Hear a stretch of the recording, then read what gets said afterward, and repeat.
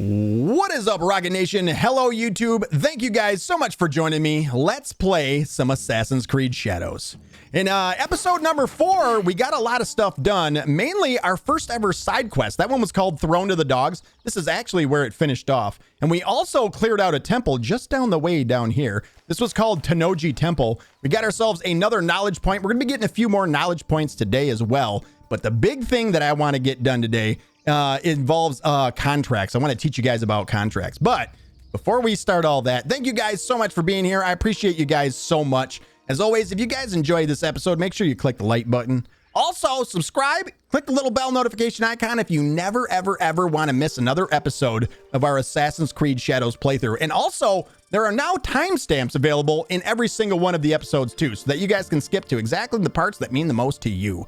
And with all that said, let's go ahead and jump into the map here. 3 things that we need to get done today because we are getting ever closer to that season change that is going to happen.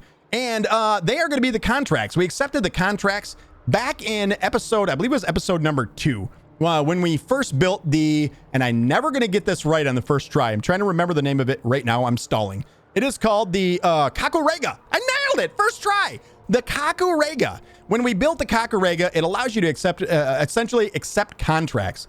These contracts are repeating things. So this is going to be the one and only time that essentially we go over the contracts. These contracts are, you got to sort of think Preston Garvey from Fallout, like another settlement needs your help. So you can accept 3 of these at any given time. And essentially at the end of a season, they're going to reset. So if you want to get the most out of your contracts, which means getting the most XP, getting the most resources, and also the most money from those, otherwise known as Mon. If you want to make the most out of those, the best way to do it is to complete these before a season ends. So I thought today we would kind of go over the process. There's only about 4 or 5 of these, and then they sort of repeat themselves. So the first thing I should probably tell you guys about the contracts is they always occur in the same region which you accepted them. So we actually accepted these at the hideout when we first built the Kakurega in Azumi Setsu. So all 3 of these are actually going to appear randomly in any spot. There's sort of predetermined locations all around, and it can be randomly 3 of a certain amount of spots. Let's say there's 10 spots. They can occur at randomly on any 3 of those. So ours actually occurred right here, and then the last one is down here. So the first one we're going to be going to is actually right here. And I'm going to go ahead and mark that one right now. Along the way, there is a good chance that we're going to run into some side stuff. For right now, we're just going to plan on riding directly there and having no issues. But if something does come up along the way, such as possibly maybe a Sumi-E or 2, and if you guys don't know what a Sumi-E is, think back to when Jinjiro actually hooked us up and taught us how to paint. That is essentially what they are. You paint an animal in their natural habitat. So that might occur on the way there. If it does, well, I'll actually bring you guys back for that. If not, then I will meet you guys at our next destination. And remember, if you guys are playing along at home in your own playthroughs, all I'm going to do from here is activate the Pathfinder. I'm going to call up I almost said call up the cat because I saw a cat on the rock back there. I'm going to call up the horse, and I'm just going to follow the red lines or the white lines. So I'm going to go ahead and head that way, and I will meet you guys there. If anything happens along the way, I'll bring you guys back.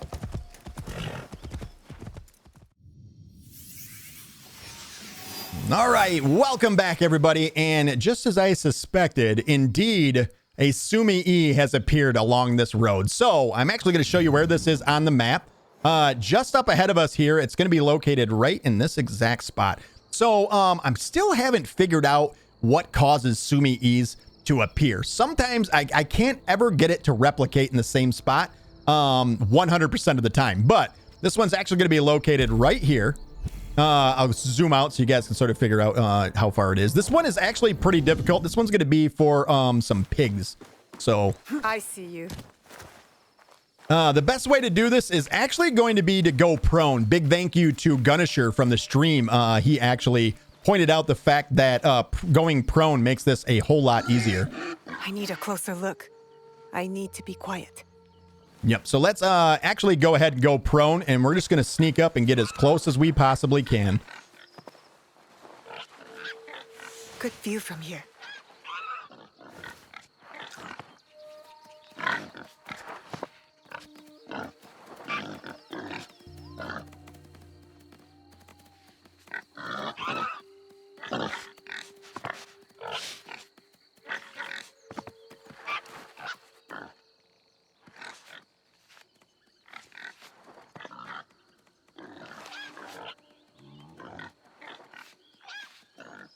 Perfect. There it is.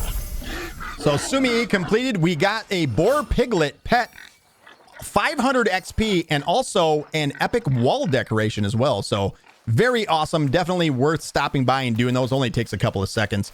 And from here, I think we're just going to continue on down the road towards our first contract. Along the way, again, there is a chance for a couple of other Sumiis to appear. So if that does happen, I will bring you guys back for that. Otherwise, I will meet you guys when we get at the first contract. All right, welcome back, everybody. And as predicted, another Sumii is available right up ahead of us here. This one is just up past this house right here. So I do want to bring you guys back. One thing I should say, if you're ever wondering how I know that there's a Sumii, you can check up at the top on the compass right up above me. There is actually a little white paintbrush on a paper symbol. That's how I know that there's a Sumii coming up. So there is one just up ahead of us here. Let's see if we can't get close and get this painting done. I'll seize the moment. You're too far away. I need to be quiet. Perfect spot.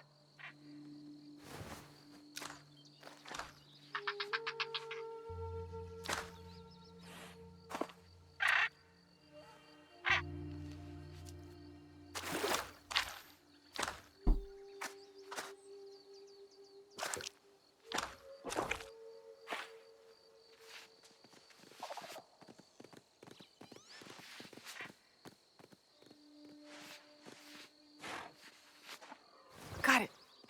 And there it is. Another Sumii completed. A new wall decoration. That is a rare wall decoration. 500 more XP. We don't get one of those to place in our back in our hideout for some reason. I'm not sure why. But from here, we're just going to continue on forward to our first contract. If anything else pops up along the way here, which it very well might, I will bring you guys back. Otherwise, I'm just going to turn on the Pathfinder and I will meet you guys there.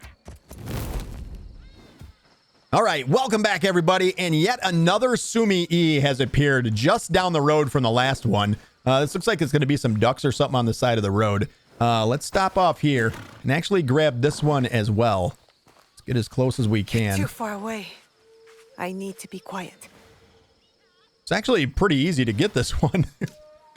I can't even see him.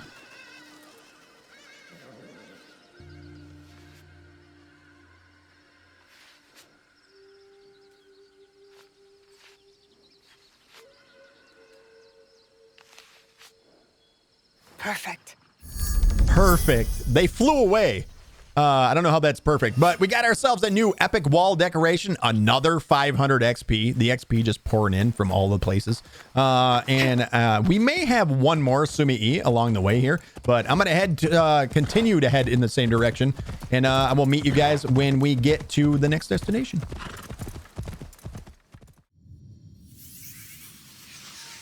All right, welcome back, everybody, and we have made it to our first ever contract. It's located just over our shoulder here, but lo and behold, what is right in front of us but another Sumii? Just all kinds of XP we can get from these things, and I'm not sure exactly how they show up. They just sort of randomly show up. I see you. I must approach carefully. I need to be quiet. Good view from here.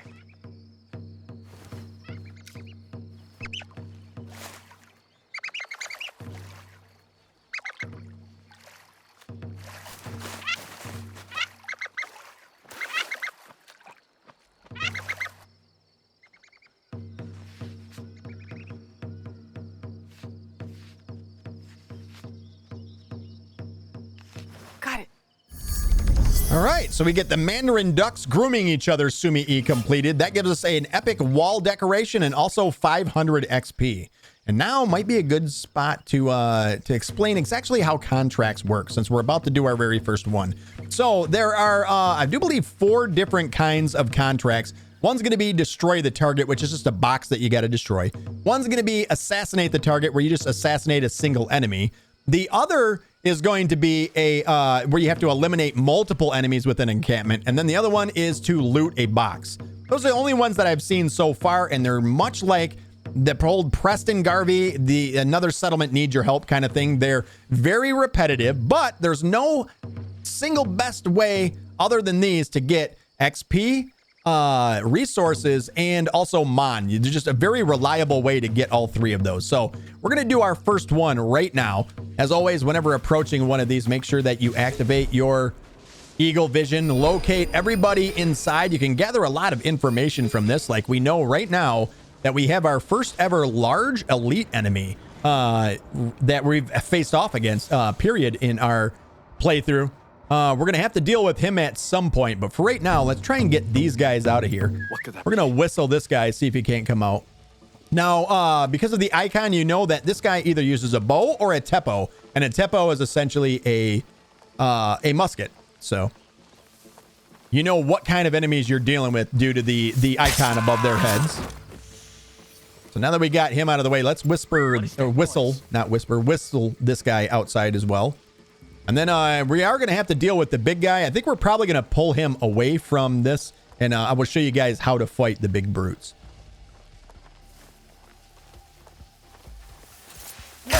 All right, now that he's been dealt with. So the large enemies like this, you actually cannot assassinate them early in the game. They are going to require you to unlock in order to assassinate them, they requires you to unlock a skill later on in the skill tree, and we don't have that one just yet. So we're actually going to use the katana for this fight. Halt! Leave now while I still have patience. And we're going to refuse to cooperate with them. Not today. And we're actually going to pull him out away from everybody else, so that way we don't have to deal with everybody at the same time. Now, the best way to fight these guys is every single attack that they do is going to be a red, unstoppable attack. If you dodge at just the right time, right before he makes contact, you'll get a perfect dodge. See if we can't actually get one of those to happen right here. And then I'll actually show you guys the best way to fight these guys. So there is a perfect dodge, after which you hold down RB, and then you can do a massive amount of damage when they are vulnerable. That essentially indicates that they're vulnerable. Another way to fight these guys, which is probably a little bit easier for everybody, is we are just not going to do anything. We're going to wait for him to be done attacking, and then just hit him with a charged attack and maybe a flurry. So wait for him to finish his attack, and then charge up, and then get some attacks in, and then just dodge out. If you do happen to get one of these in, of course, charge up LB.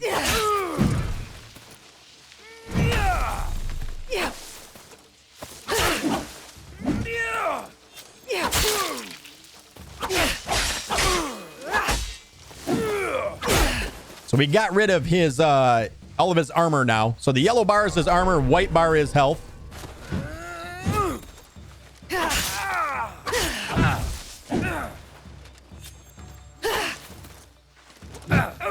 He's very agile for a big guy. Shouldn't take us too much longer, though. It's really all about patience with these guys, that's for sure.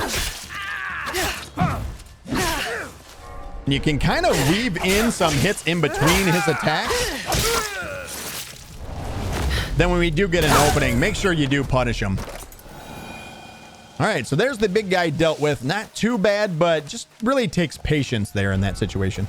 The next thing we're going to deal with is these 3 guys that we have left. So the big one that we have to worry about is going to be this guy right here. He has the ability to call in backup, and he can call in backup over and over and over again. I've fought as many as 10 enemies at once with this guy, just continually calling him in. So you got to be hyper aggressive if you're going to be fighting him in open combat, because you don't want to give him room to call in more enemies. Right now, though, I think what we're going to do is we're going to whistle him out, and we might be able to pull him out far enough where the other guys don't know that he's here. And we'll see if we can't actually get in an assassination attempt, which should clear off 2 of his health bars and then just leave us with 1 health bar and his armor left over. I'm going to whistle at him again. We want to get him pretty far out away from those guys. We want to make sure that he doesn't have any backup. And if you get close enough, you'll actually see when it does give you the assassination prompt. If it's red, that means you're not going to be able to do an assassination on him. If it's white, you're going to be able to, or yellow like that. So there, we got an assassination attempt on him. We removed a little bit of his health, or a little bit of his bar, and If he raises up the thing in his hand right there, make sure you interrupt it with a heavy attack.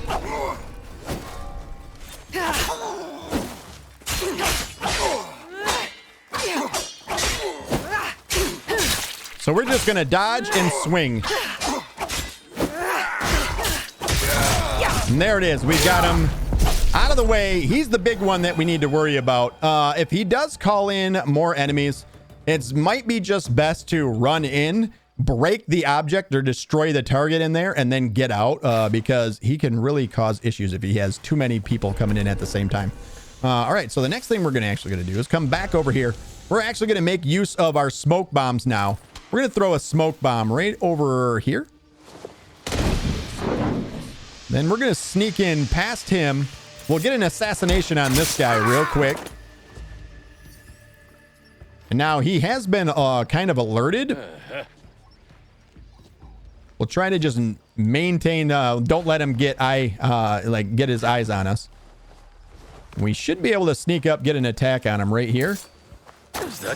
So he did notice us there. So you saw where the assassination was in red, which means we weren't going to be able to get the assassination in on him.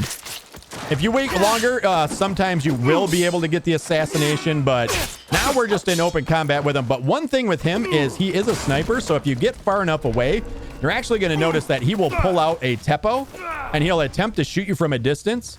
And if he does that, it makes the whole fight with him a whole lot easier. So let's just get far enough away, and I'll kind of try and demonstrate that. So here he's pulling out the Teppo. We're going to get a dodge in and then just swing away on him. He will kind of keep the Teppo out, so we can just go ham on him. He might dodge away, but he will refuse to put the Teppo away, and that'll be the death of him. So we're just going to light attack him until he's down.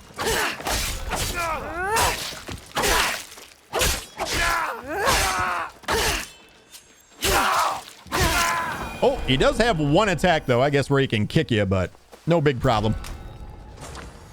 All right, and basically the whole reason why we're coming here is just to destroy this box so you can climb on it. Everybody knows climbing on a box can destroy it. There is another box to loot here, and there's plenty of resources. Now, make sure that you loot all the resources that are located in all three of these contracts, because we're actually going to be using this a little bit later on in the walkthrough here today. There's 3 more bundles down here as well. This is going to be wood. There's usually 3 bundles of wood, 3 bundles of crops, and 3 bundles of minerals as well. And I think that is all that there is left here in this area. Don't forget to fill up on your rations if you did use any like I did. And then we're going to head off to our next contract. There may be another Sumi-E along the way. If I do run into it and I see it, I will definitely bring you guys back for that. But other than that, I'm just going to open up the map. We're going to mark the one just across the river over here. I am going to activate Pathfinder, and then we're going to call up the horse, and I'm going to start making my way over there, and I will meet you guys there when we get there. All right, welcome back, everybody, and we have made it to our second contract location. It's right up above us here. This one is eliminate the targets, and essentially what we're going to have to do is just as easy as it says, eliminate all the targets that are available here in this little encampment. So let's start off by going into Eagle Vision. We're going to mark all the enemies that are in the area, and we're probably going to use whistling to sort of manipulate the enemies to come to us. So let's whistle him out. May have gotten the attention of a couple of guys there. I'm not sure.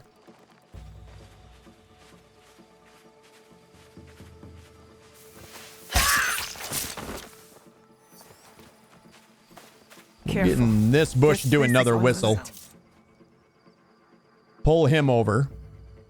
We'll probably whistle the 3 guys also out there as well. We got him taken care of. Let's run over here now. Sound. Be careful that the other one turns his back before you do the assassination. A sound.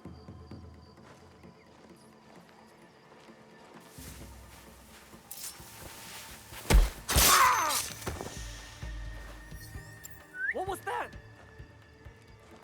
All right, we can get the final guy, and then we'll have the elite to deal with. All right. Now that all 3 of those guys are dealt with, let's see what direction this guy is actually facing. And he's facing straight forward. So we know that this guy has 3 health bars, which means we cannot do a full assassination on him. We're only going to be able to remove 2 of those health bars. But as we approach him, if the word assassinate shows up in yellow, that means that we can actually remove those 2 health bars. We're going to do that. And then I think we're actually going to go back into hiding and see if we can't use some hit and run tactics here. All right, so now we did actually get the 2 health bars gone. We're sort of going to run out here, slide over here, and get back into cover. You won this game. It's going to be the easiest way to deal with them. You can just continue to fight it out with them and see if you can't just beat them straight 1v1. If not, though, you can just buy your time, wait for him to relax for a second, and then finish off the assassination. Because now, with him only being at 1 health bar, he is assassinatable. So if he turns to go back up on that stage, this might be when we make our move. A lot of times it just takes patience. He is getting pretty close here. There it is. And there it is. We got him all taken care of. That's it. That's our second contract now completed. 1,515 XP. We just got ourselves a level up. Let's go. And we might as well apply our next mastery point. So I think the best bet for our next mastery point is actually going to be to get our first active skill of our playthrough. So we're actually going to take the Tidal Wave Katana abilities as an extremely fast strike, dealing 25% ability damage and making the enemy vulnerable. The big thing is making the enemy vulnerable. That can actually be very huge in actually getting rid of a lot of the enemy's health. I mean, the fact that they're going to be vulnerable, and then you can do the charged attack. You can sort of chain it if you can get your cools down fast enough. But for right now, we're going to be taking that one, our first ever active ability. And from here, we're going to make sure that we loot the entire place. That includes all of the resources that are available. We're going to be making use of those later on. So there's going to be 3 bundles of crops. We're not going to keep lighting the candle and putting it out. Going to be 3 bundles of wood and also 3 bundles of the minerals as well. And if you do need rations, there's a spot to fill up the rations. Let's make sure we got everything here. Yeah, that is it. So we're all set. And now, since we're so close, we're actually going to go do a viewpoint, which is actually right across from us. And then do another open world activity that we have not done before. So something brand new. So we're going to climb up here. We'll get this viewpoint. Why? Because it's gorgeous. I absolutely love these. Said it before, you guys are going to be sick of these by the end of this playthrough. I, however, will never be sick of them.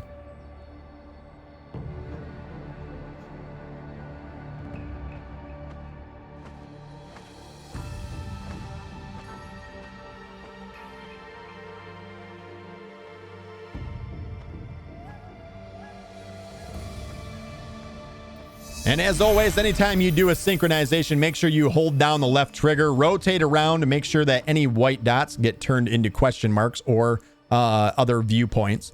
Once you have all of them, do make sure that you also look down close to you, because you never know if there's going to be a legendary chest that might be close by. It'll usually show up as a yellow dot. That could it be? I don't believe it is, but I think it is a chest. We're actually going to do our leap of faith now.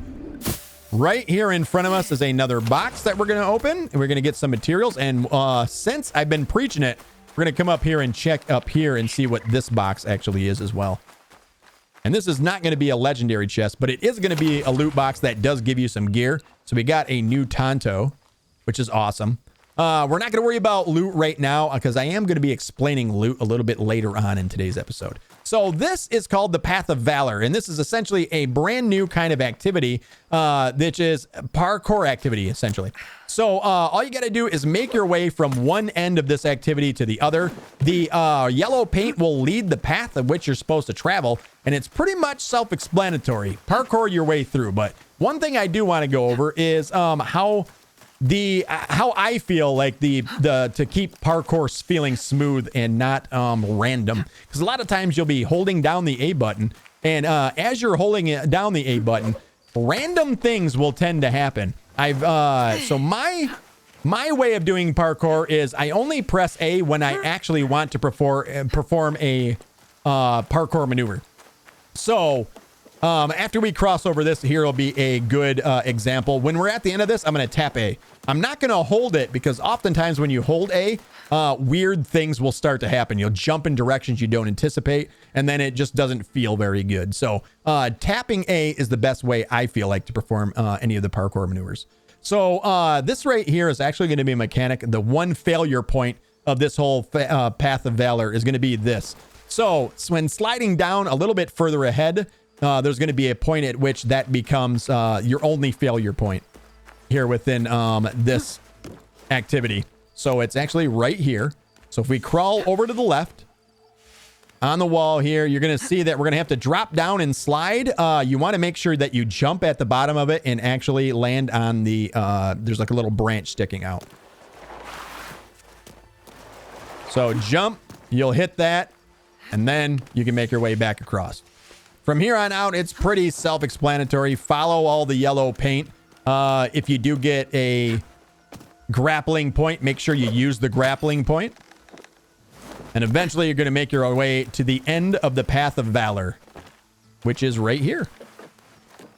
And once we get to this point, you will see that there's going to be a chest. That's the whole point of this, is to make it to the end and actually locate the chest at the end of it. At this point, what you're going to want to do is you're going to go in and you're going to make yourself a nice manual save. So that's exactly what we're going to do, because these chests that are guaranteed to have an item in them, we're going to use these to manipulate the skills that are on an item. So if we come over here and we actually grab this, I can demonstrate how this works.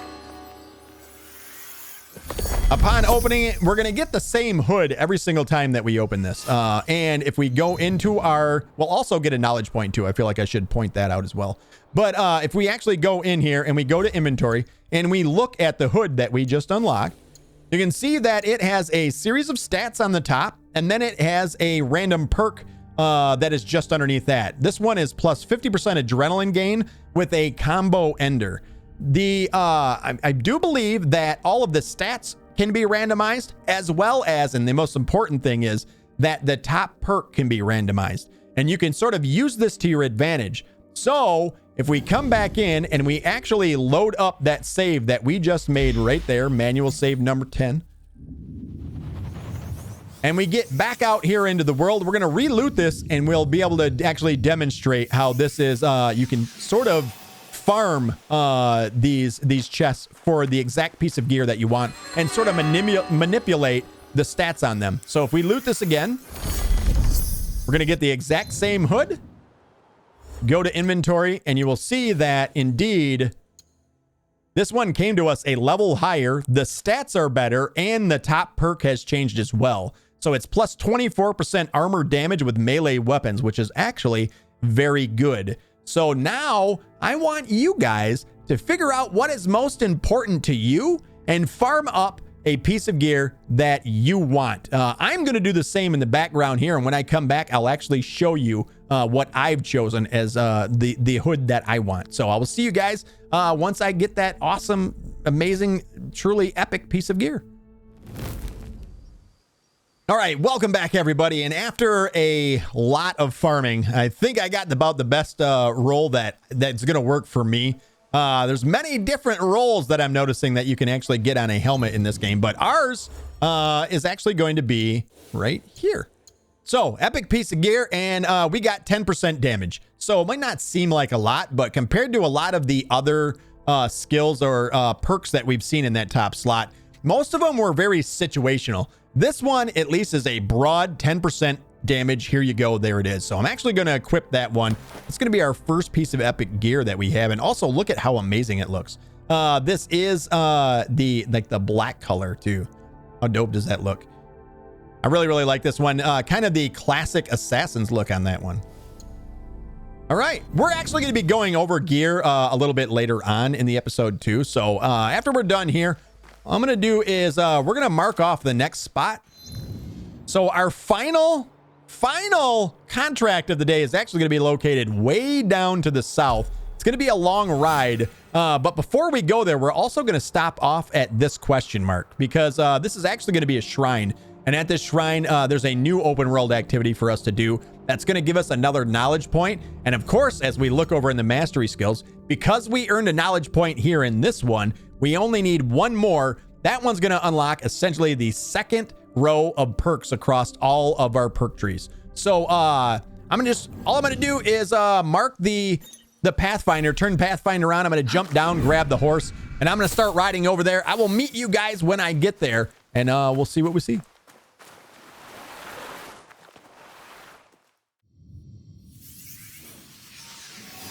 All right, welcome back, and we have finally made it all the way down to the south here to a brand new activity that's actually going to be available to us. And I do want to mention this really quickly as I hop off the horse here. These, I explained that these are codex entries earlier in our playthrough. There was, I want to say 2 or 3 of these on the way over here. 3 total, including this one. On the way over here, feel free to grab those. Just a little bit of XP can sort of help you maybe inch a little bit closer to that that level up. So we are right now at Sumiyoshi Shrine, and Sumiyoshi Shrine is another opportunity for us to earn a knowledge point. And it says pay respects at Shrine 0 of 3. So the whole point of coming here is actually just going to be to come in here and pray at 3 separate shrines that are located around the place. Really fast to do. All you do is go up, press Y. You're going to pray. Do a little clap. And after you do that at 3 of the shrines, we're going to get another knowledge point, which is going to unlock our next row of skills, which is absolutely awesome. Now, there is a couple of enemies that are located in here that are for another quest that I do want to. So I want to try to avoid them because I do want to do a... they're right there. I am going to try and avoid them because we're going to be doing a full walkthrough of their entire quest line a little bit later on in our playthrough. So we are just going to avoid them. We'll come over here, pray at our second shrine. If you cannot find the shrines, all you got to do is hold down the left trigger. It'll show up as a little white dot in the area. You can see all 3 of them from pretty much anywhere within the shrine itself. So 2 of 3 shrines honored, and our last one is actually going to be right here.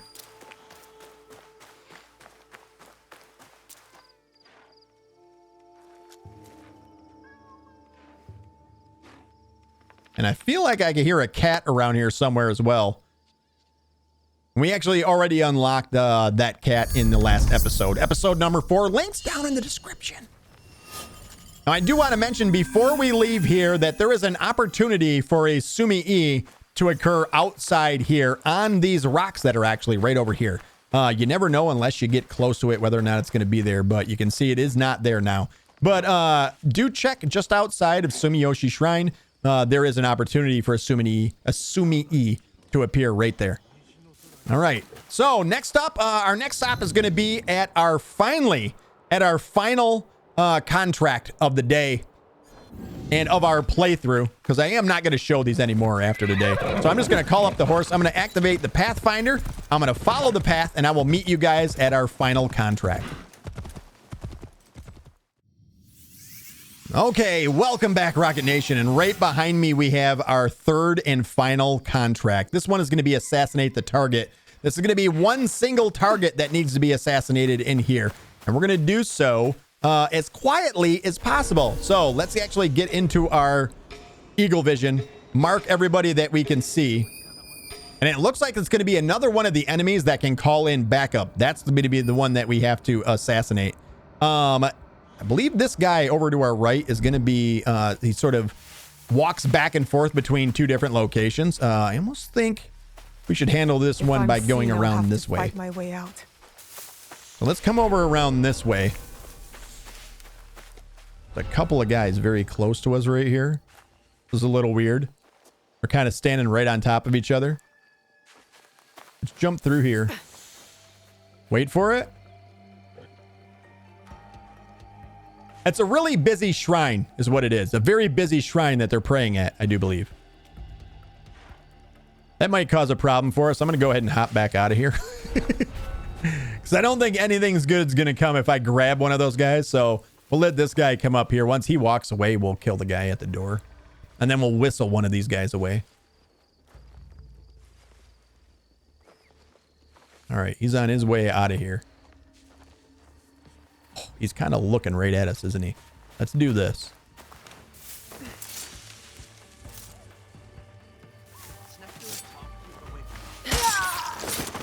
All right, and we'll use him as a way of distracting his friend over here.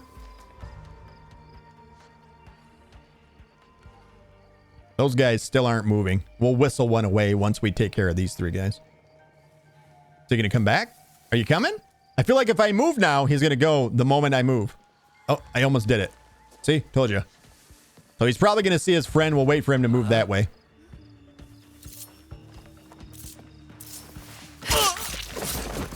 He's taken care of. That means we can pretty much walk right up to this guy. Make sure you are moving slowly. You don't want your footsteps to tip him off.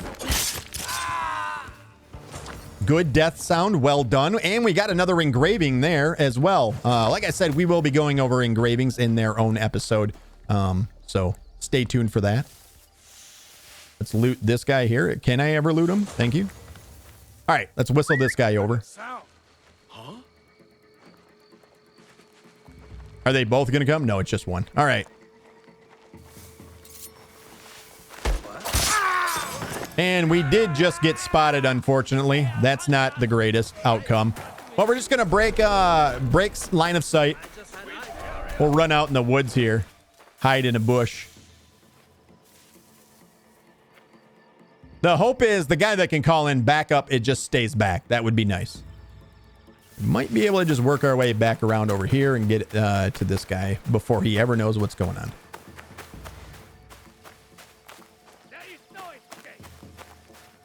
Thought he just seen me.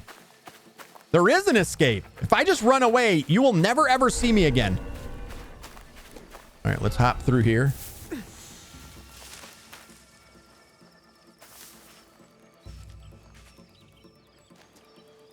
I don't believe we have. We do have one kunai, so we did get a kunai back, which is nice. Let's get this assassination in. And I'll actually show you how we can use kunai to make these guys, the fight with these guys a little bit easier. Show yourself. All right, so these guys have essentially 3 health bars, 3 little health bars.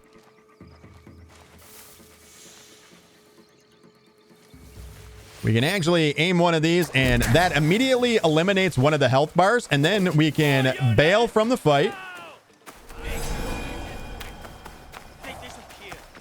Again, I do believe he did call in backup, which is unfortunate.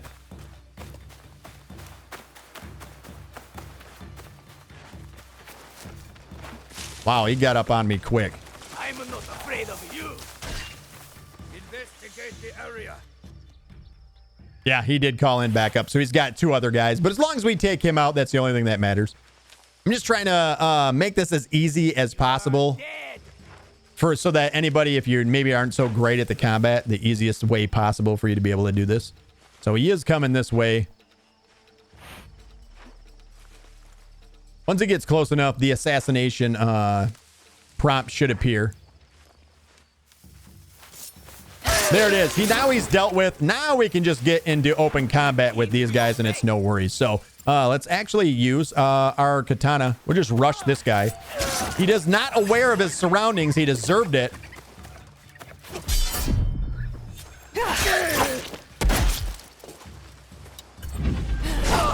We'll hit him with our brand new skill and then finish him off. And there it is. So now we've essentially finished off our contract. Let's make sure this guy didn't have any loot on him. Where's his body at? Where'd his filthy little body go? No, he didn't have any loot on him. All right, and then make sure that you do come back over to the little encampment. Grab your 3 bundles. Looks like there's 4 bundles of wood this time. We will need this very, very shortly. There's 3 bundles of crops here as well. And then also 3 bundles of minerals.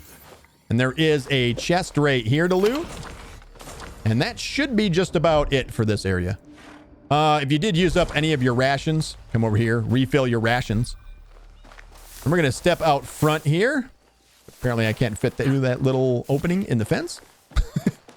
And we'll just come right out front here. I am going to open up our map and we're going to go to our next main mission. So Tomiko has tasked us actually with going and finding a blacksmith. So this one is Way of the Blacksmith. This is a quest for Tomiko. It says Tomiko wants her friend Heiji, who owes her a favor, to join the hideout as a blacksmith. He can be found in Sakai. So I'm going to go ahead and mark this one as our active quest. It is going to let us know this does not apply to us because we are using guided mode. But if you did not have guided mode enabled, this is sort of an introduction into the scout module. So it says, use your scouts to search any objective in an objective board.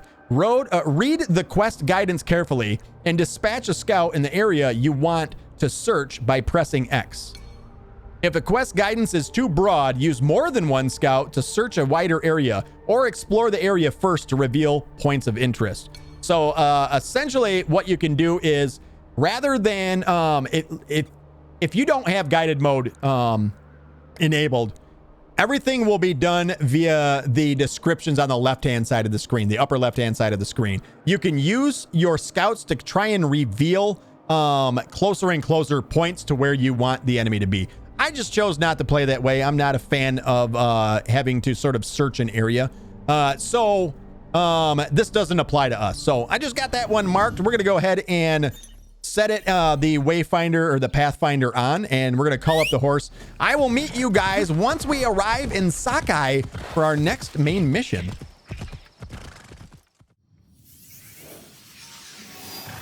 All right, welcome back, everybody, and we have made it just outside of Sakai. We're only about 172 meters away from the objective. So we're supposed to go and talk to Heiji. Heiji is just inside of town here, but there is a little bit of dialogue that happens just as you're entering Sakai. So I figured I'd bring you back just a little bit early. Tomiko said I might find Heiji the blacksmith here, near the shops. And Heiji's actually going to be just around the corner from where we actually enter town. You think we're playing? Fuck! I'll cut out your tongue. You can actually hear that I don't think Heiji's alone. So we're actually going to park the horse right over here. Do be aware that there's lots of enemies that are out and around. So if you make too big of a ruckus, you can often draw some of these guards in. But we're going to make our way back around to the back in the alleyway here. And we're going to get into sneak mode.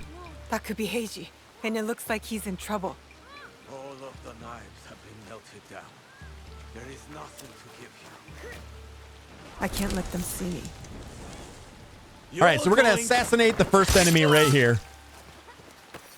Then we'll just move forward just a little bit. We're going to hide inside of the well. We'll move our way around. Now, the only way you can assassinate this guy without the other two hearing you is to perform an assassination just like this.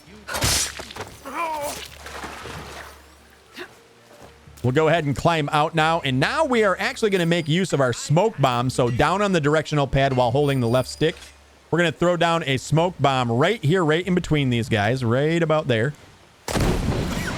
We'll get an assassination on him. And an assassination on him. And we have successfully saved our new friend. I feel like he owes us. Let's have the conversation with him now. Heiji, you did not fight back. I do not spill blood.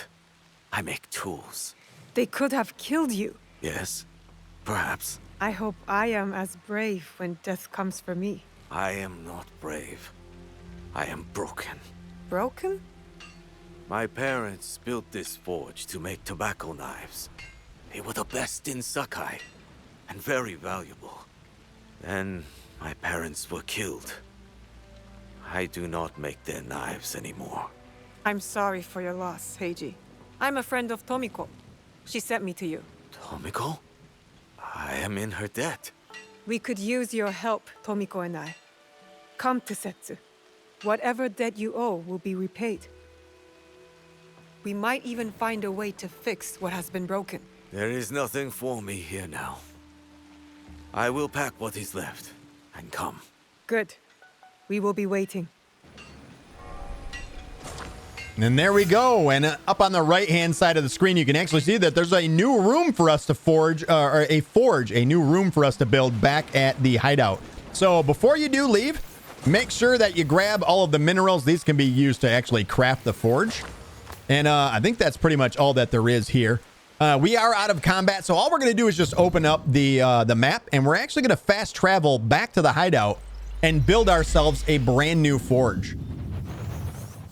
So now there's actually quite a few things that are available for us back here at the hideout right now. So there should be a conversation that should be coming up just outside the front door. We'll listen in on that real quick.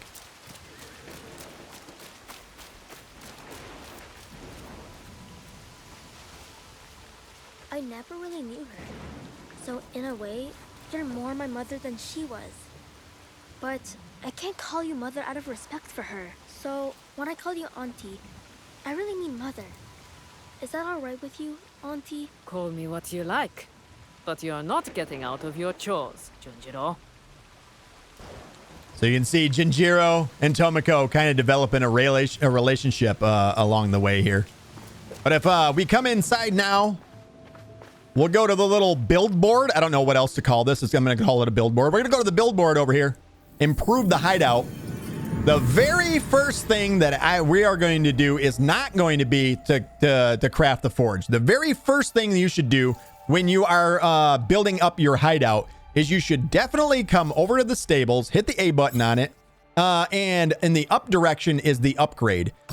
This should be the very first thing that everyone does. Now, on the right-hand side of the screen, you'll see that below the description, you can see what it costs to do an upgrade. And then up above the description is actually how many resources that you have. This one says, stockpiles can be tagged at the cost of 1 scout, providing resources at the end of the season. Right now, by default, it takes 2 scouts. So essentially what you've done is tripled your resource gathering capacity right away at the very beginning of the game. I highly suggest everybody do this as the very first thing when you start in your hideout. So we're going to do this upgrade. That's also going to bring our hideout up to level 2 as well. Now, once we have that done, we're not going to worry about level 3 right now. We'll worry about that much later on. We can actually press X or square on PlayStation to open up the build menu. There's a description there. I'll just do a better job of it. And if we come over here, this is the forge. It says a place to dismantle and upgrade your gear. Unlocks visual customizations in inventory. Upgrade to apply engravings. So you can see there's actually going to be a lot that we're going to be able to use this forge for. So we're going to finally craft our forge. And you can just place it wherever you want. I'm going to place it very close to where you normally come in at. If you travel back to the hideout, you always go to the, by default, you go to the stables. So I'm going to put it right out in front of our stables. So I think this is the perfect spot for it. We'll just place it right there. And there is customizations that you can do for it. If you've unlocked any of the customizations, you probably don't have any unlocked at this point. So we're just going to back out of there. And we are not done yet because we can do one final upgrade here because of all the resources we gathered when doing our contracts. So we're going to hit X one more time or square on PlayStation. And we're going to go in here and there is a study. This one reads a connectable room. The League's information center where secrets are gathered. Upgrading expands the network by recruiting new scouts. And the effect of this upgrade or building this place is going to give us an additional scout that joins the League. Reduce the search zone for quests by 25%. Now, the second half of that does not matter to us because we are using the guided mode. So reducing the search zone doesn't apply to us. But what does is we get 1 more scout. That means we would have 4 scouts. It only costs us 1 scout in order to tag resources to bring back. So we've essentially quadrupled the amount of resources we can gather per season right off the bat. That's going to be huge for us. Let's go ahead and put this down. I think I'm actually going to connect this one right here. Can I do it right there? Nailed it. First try. And that's going to be our study. We'll go ahead and hit connect. And again, you can do some customizations to this if you would like to. I'm not going to worry about this right now because I kind of want to make a stream or not a stream, but a video of us. Maybe one full episode or a portion of an episode where we actually go through and kind of customize our place up a little bit. So I'm just going to back out of here. And then when we exit this, we're going to have a little cutscene.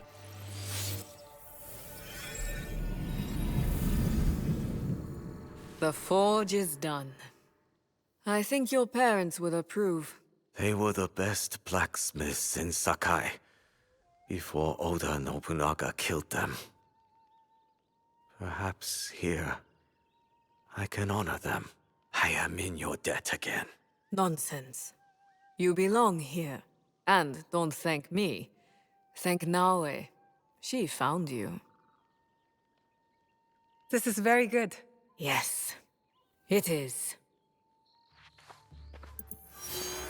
All right, there we go. Quest completed. The Way of the Blacksmith is now done. We got another 1,000 XP, which means another level up. There we go, level 8. We are going to be respecking now at the beginning of the next episode and sort of starting to finally put a build together. It'll either be at the beginning of next episode or towards the end, one or the other. But right now, I figure we should explain a little bit about what the forge actually does. So let's come over here. And we should have some dialogue that is available with the blacksmith here right away. So we hit Y to talk to him. Hello there. You can see that there is a talk. So I do believe there's 2 lines of dialogue or two separate instances of dialogue that we had with him. Let's get those out of the way. You mentioned a debt you owe to Tomiko. What was it? When Lord Nobunaga came to Sakai, he commanded my parents to make weapons for his soldiers. They refused. Soldiers came and took them. Their heads were displayed as an example to others. I am very sorry. I escaped because Tomiko hid me with her family. She risked her life. That sounds like Tomiko. My parents would be happy that I am here. They would like this place. All right. Now there's just a little bit of character building along the way. We'll have one more to do. You look comfortable here. It is a good place with good people and a purpose I believe in. A purpose we could not follow without the work that you do here. I do my part, that is all. If more join us, as we hope, I will do more. And there it is. So we get to know just a little bit more about our blacksmith. Now we're actually going to go into his shop. And I'm going to read out the tutorial and then I'll explain some things along the way. So it says upgrade equipment. Speaking with the blacksmith allows you to upgrade and dismantle your weapons and armor in exchange for materials. Use the second navigation to access the dismantle menu and dismantle weapons and armor. Resources can be recovered by dismantling. Legendary weapons and armor cannot be dismantled. That's a huge one. So you don't actually have to worry about ever accidentally dismantling a legendary. That's never going to happen. It actually won't allow you. But one problem that does exist is there is no lock feature within the game. So you can actually accidentally delete a good piece of epic gear. And spoiler alert, epic gear is going to be the best gear in the game. I know that doesn't really make sense, but we'll explain it a little bit later on in our playthrough. But for right now, I'm going to give you guys a little way around that. So if you actually go into your inventory, you can see now we've unlocked visual customization too. We might as well go over this while we're here. It says press Y to visually customize your equipment and horse. New visuals will become available as you loot or buy new items. So you get a new item. It's essentially it's visual customization. Gets put into a codex of all the visuals for the entire game. So it's essentially a transmog system that you're constantly adding to. And that is actually going to be how we're going to use that system to sort of tag things so that we don't accidentally delete them. So this right here, we're looking at the hood that we're wearing right now. It is epic and it is accidentally deletable. You could dismantle this if you weren't watching what you were doing, and then there would be no way of getting it back. But one way around that, and it doesn't really lock an item in, but it allows you to customize it. And when you customize an item, it does put a little star on it. So then at least you have some kind of visual way to recognize you don't want to get rid of something. This is just a workaround. Hopefully in the future, they'll put in a way to lock items. I feel like that's a very basic thing to do, being able to lock items in. So, yeah, if you do want to make sure you don't delete something, just go in, hit the Y button, change the visuals of it, and bam, you'll get a little star on it, and then maybe you won't accidentally delete it. By the way, if you guys are looking at some of these epics that I have, these are from Twitch drops. I don't believe they're available anymore, so I didn't really want to show these off or use these, but I definitely don't want to delete them in our playthrough either. So I am going to go through and we're going to mark all of the Twitch drop ones with little stars. That way we don't accidentally delete them. And then maybe we'll do, let's go ahead and put on all of our best gear right now as well. So we're going to go ahead up with a level 5 katana. We are going to be using the Tanto pretty much all the way. This is one of my favorite weapons in the entire game. Probably going to put a build together revolving around the Tanto after next episode. And then as far as our chest goes, we do have a level 6 chest piece. We'll put that on as well. So, and I'm probably not going to change out the Oni's Fury legendary trinket here for a very long time, if ever. So let's go ahead back out of here. We're going to go back into a conversation with the blacksmith, and I'll explain exactly what he does.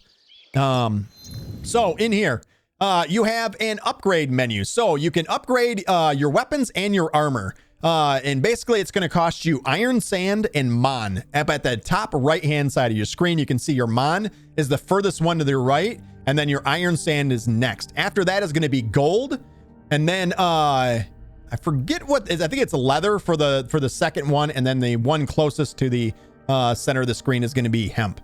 So if you actually go in here and look, you can upgrade your actual armor pieces with hemp and mon. And then your weapons can be upgraded with iron, sand, and mon. So one thing I do want to point out is that you can upgrade any of your gear within a range. Right now, we are currently sitting at level 8. So the maximum that we can upgrade it is to level 8. I do want to mention that it is cheaper to go directly to 8 than to upgrade something from 5 to 6, then 6 to 7, and then 7 to 8. It is substantially cheaper to just go right to 8 and do the full upgrade. So just figured I would mention that you're wasting resources if you're not upgrading it to its maximum potential. And that is, you know, basically the way that the upgrading gear works. Now the other subcategory here is going to be dismantling, and basically when you dismantle any gear, you're going to get iron sand for any weapons, and you're going to get hemp for any clothing or any armor. My suggestion early is that you don't dismantle early, because you really don't get a whole lot back. So the general rule for me is going to be to sell all the items early whenever I encounter a merchant, and then later on in the game when I get epics and stuff, if I need the materials, then I'll probably start going over and dismantling items. But I don't think we're going to be dismantling too many items in this playthrough, that's for sure. And that is kind of it for right for now in the blacksmith. Now, we are going to be able to upgrade the blacksmith later on and do some stuff with engravings, but we'll explain that when the time comes. But that's kind of it for today. We got a lot crammed into this episode, an absolute ton of information. Hopefully I don't overwhelm you guys, but I appreciate you guys coming and hanging out with me as always. If you guys did like the video, hit the like button, subscribe, and don't forget to click that little bell notification icon. That way you can be notified every time a new episode goes live here on the channel. I can't say how much I appreciate you guys. I love you. And as always, remember, life is short, pause, save, and I will see you guys in the next episode.